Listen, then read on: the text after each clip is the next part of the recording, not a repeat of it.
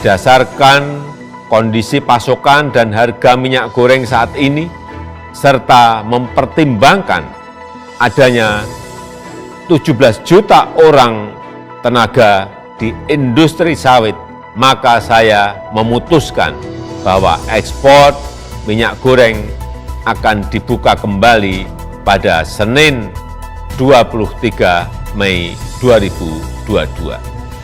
Industri kelapa sawit telah menjadi tumpuan nafkah bagi 17 juta tenaga kerja di Indonesia, baik petani, pekerja, dan juga tenaga pendukung lainnya.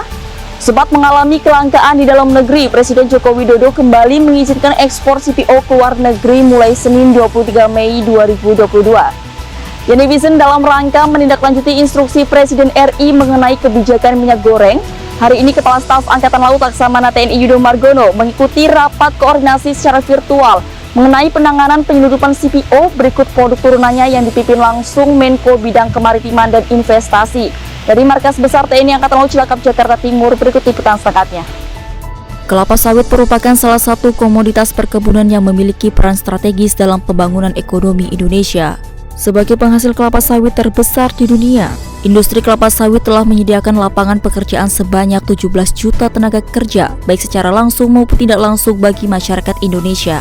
Awal tahun 2022 terjadi kelangkaan minyak goreng di pasaran. Berbagai hal diduga menjadi penyebab kelangkaan tersebut. Dalam rangka pemenuhan kebutuhan dalam negeri, Presiden Republik Indonesia Joko Widodo menginstruksikan pelarangan ekspor sementara minyak goreng sebagai komitmen kuat pemerintah untuk memprioritaskan masyarakat, efektif sejak 28 April 2022. Menindaklanjuti instruksi tersebut, Kepala Staf Angkatan Laut Laksamana TNI Yudo Margono memerintahkan seluruh jajaran serentak untuk mengamankan perairan Indonesia dari pelanggaran yang berkaitan dengan ilegal ekspor CPO dan turunannya.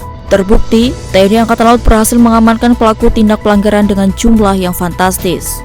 Angkatan Laut telah melaksanakan tugas pemeriksaan terhadap 14 kapal, 5 kapal asing dan 11 kapal Indonesia.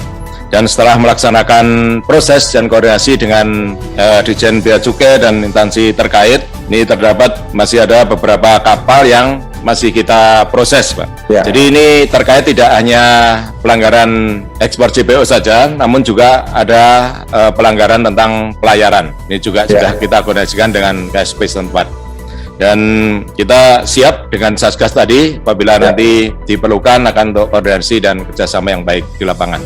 Seiring waktu, pasokan kebutuhan minyak goreng dalam negeri mulai tercukupi dan berangsur-angsur normal di pasaran. Untuk kepentingan masyarakat, Presiden Republik Indonesia menginstruksikan izin ekspor CPO berikut turunannya terhitung sejak tanggal 23 Mei 2022.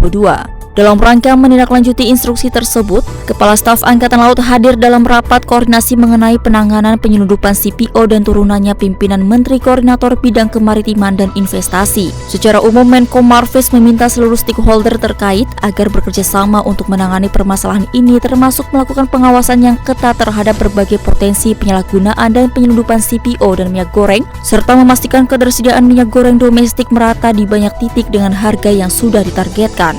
Sawit merupakan sumber nafkah bagi petani kelapa sawit sekaligus harapan dan masa depan ekonomi Indonesia. Sawit juga telah menjadikan Indonesia disegani dunia. Semoga bangsa Indonesia memetik pelajaran berharga dari peristiwa kelangkaan minyak goreng ini.